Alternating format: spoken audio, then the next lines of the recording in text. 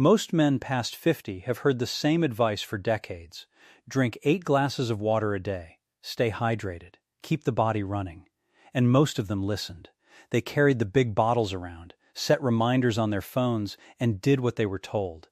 But there's something that rarely gets mentioned alongside that advice. Hydration alone doesn't address everything that changes in the body as men move past 50.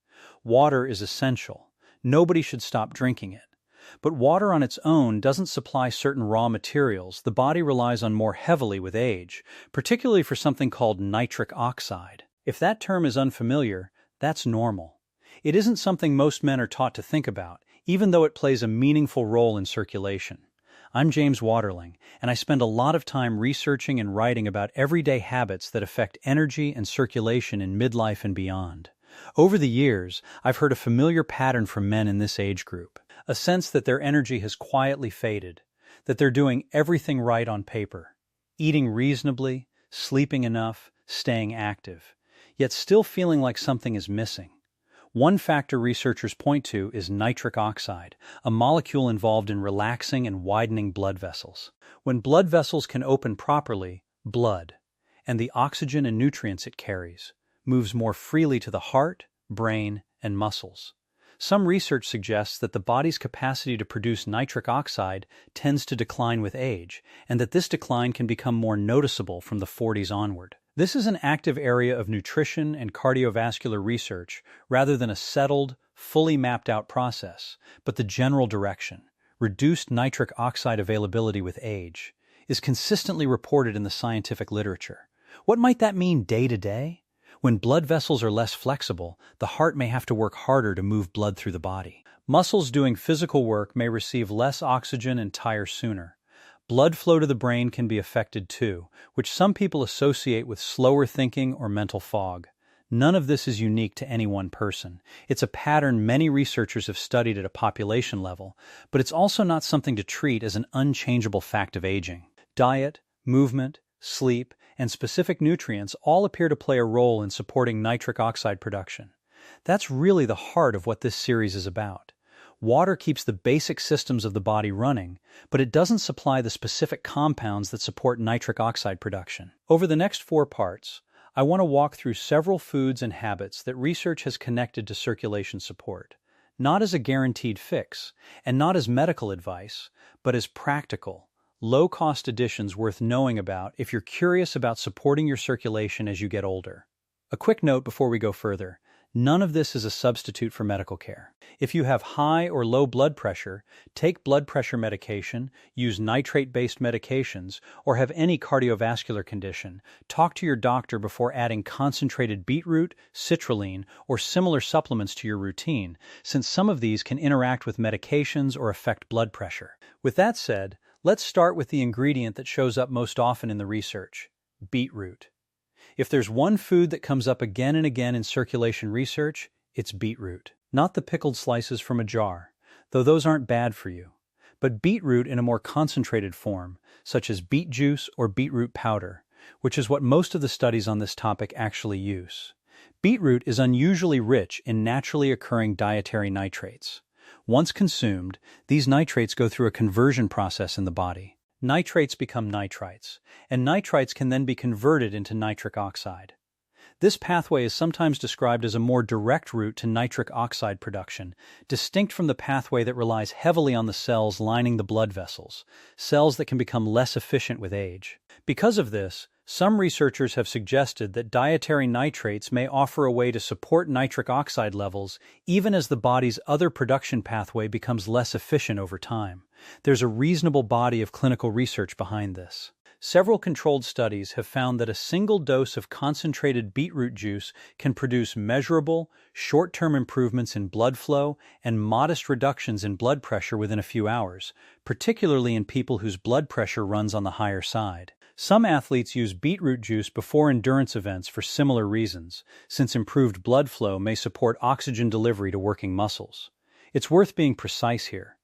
These are generally short-term, single-session effects observed in supervised studies, and the research on long-term daily use is less extensive, though early findings are generally positive. In practice, if someone wanted to try this, a common approach is mixing 1 to 2 teaspoons of beetroot powder into a large glass of water in the morning. It has an earthy taste with a mild natural sweetness, and a squeeze of lemon can make it more palatable, which, as it happens, may offer its own small benefit, since vitamin C is thought to help protect nitric oxide from breaking down too quickly.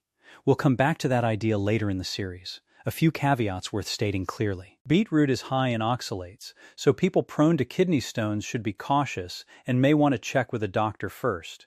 It can also cause urine or stool to turn pink or red.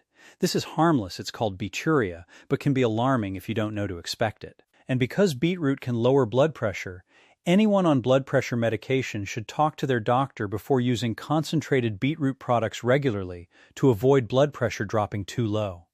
None of this means beetroot is a cure-all.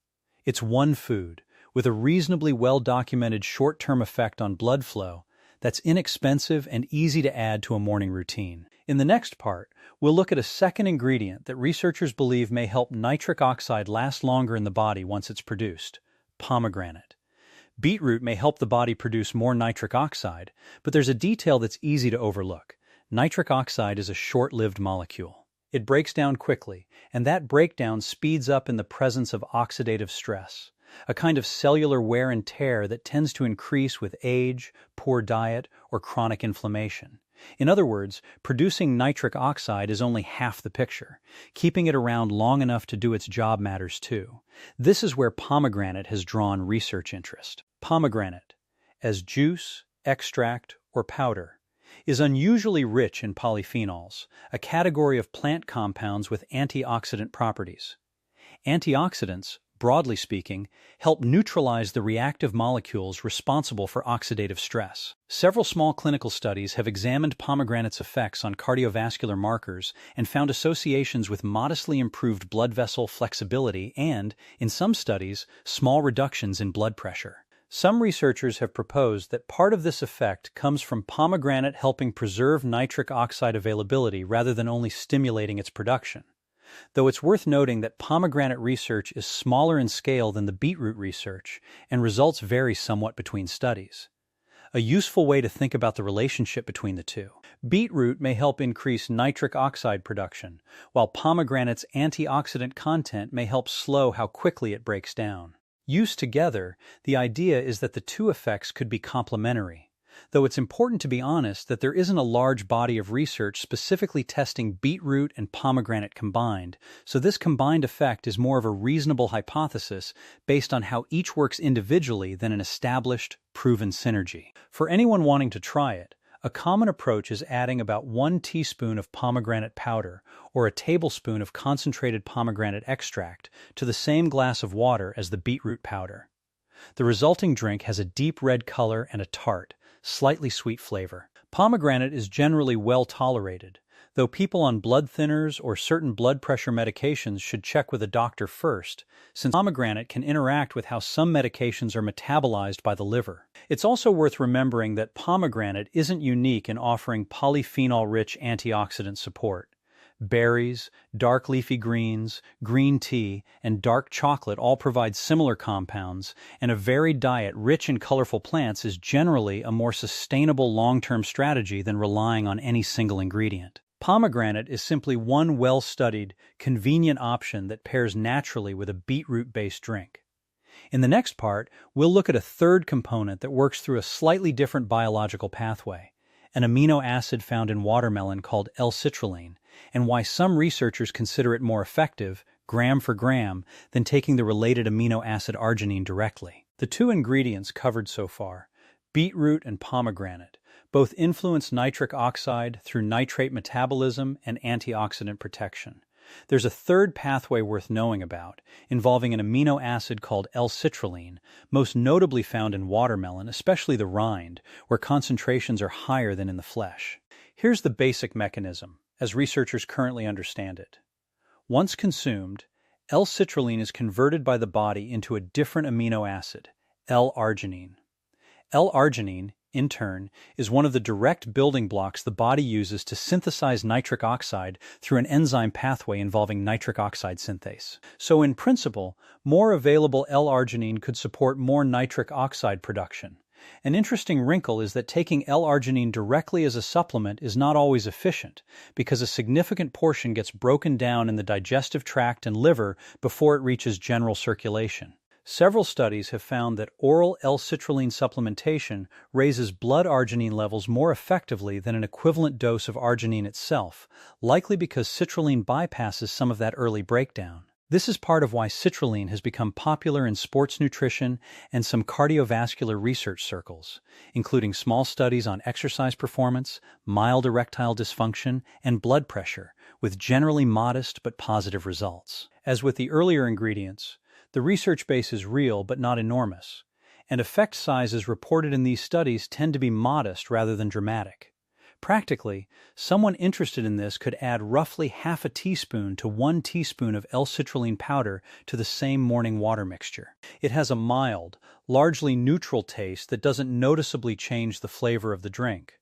Watermelon itself is also a reasonable dietary source, though the concentration of citrulline is lower than in a purified powder, so it would take a fairly large amount of watermelon to match a measured supplement dose. Beyond these 3 core ingredients, a few additional additions come up in circulation-focused nutrition writing, each through a slightly different mechanism. Fresh lemon juice, for its vitamin C content, which may help protect nitric oxide from oxidative breakdown. Ginger, which has some anti-inflammatory research behind it. Hibiscus, which has been studied specifically for blood pressure support. Tart cherry, associated in some studies with reduced exercise-related inflammation and improved sleep. And unsweetened cocoa powder, which contains flavanols linked to blood vessel flexibility in several studies, including some of the more well-known cocoa flavanol trials. None of these need to be used all at once. A reasonable, low-risk starting point is the 3 core ingredients: beetroot, pomegranate, and citrulline, added consistently, with other additions layered in gradually based on taste and tolerance. As always, anyone with a heart condition, kidney condition, or who takes regular medication should run a new supplement routine like this past their doctor first, since these ingredients can interact with certain medications, particularly blood pressure and blood-thinning drugs. Having covered the science behind beetroot, pomegranate, and L-citrulline, it's worth stepping back and talking about how this actually fits into a normal day and being honest about expectations. A simple version of this routine looks like this. Within the first 30 to 60 minutes of waking, mix 1 to 2 teaspoons of beetroot powder, 1 teaspoon of pomegranate powder, and half a teaspoon of L-citrulline powder into a large glass of water, along with a squeeze of fresh lemon. Stir and drink. For convenience, some people premix a larger batch of the dry powders in a jar and scoop out 2 to 3 tablespoons each morning, rather than measuring each ingredient separately. A second, smaller serving in the early to mid-afternoon, a time when many people notice an energy dip, is something some people find useful, though this is more a matter of personal preference than something specifically studied. It's worth being clear-eyed about what to expect. Some of the research behind these ingredients, particularly beetroot, shows measurable short-term changes in blood flow and blood pressure within hours of a single dose. Longer-term, consistent use studies are fewer, generally smaller, and show modest rather than dramatic effects. Individual responses vary quite a bit based on baseline health, diet, medication use, and other factors. This kind of routine is best thought of as one reasonable piece of a broader approach to cardiovascular health.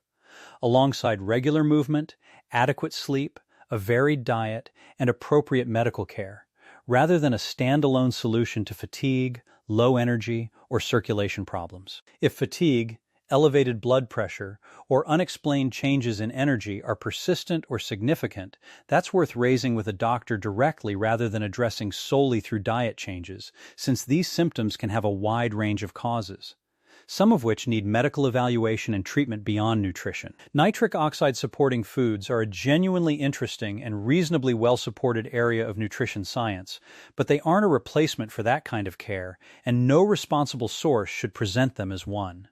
What does seem to be consistently true across the research is this: the body's ability to make and use nitric oxide efficiently does appear to change with age. Diet clearly plays some role in that process, and small, sustainable daily habits, done consistently over weeks rather than tried once, tend to show more benefit than sporadic effort. That's a modest claim compared to a dramatic before and after story, but it also happens to be the version that's actually well supported by the evidence.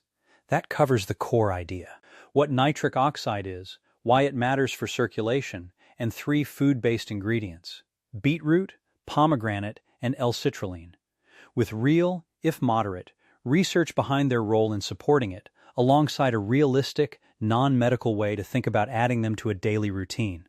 Dr. James Waterling.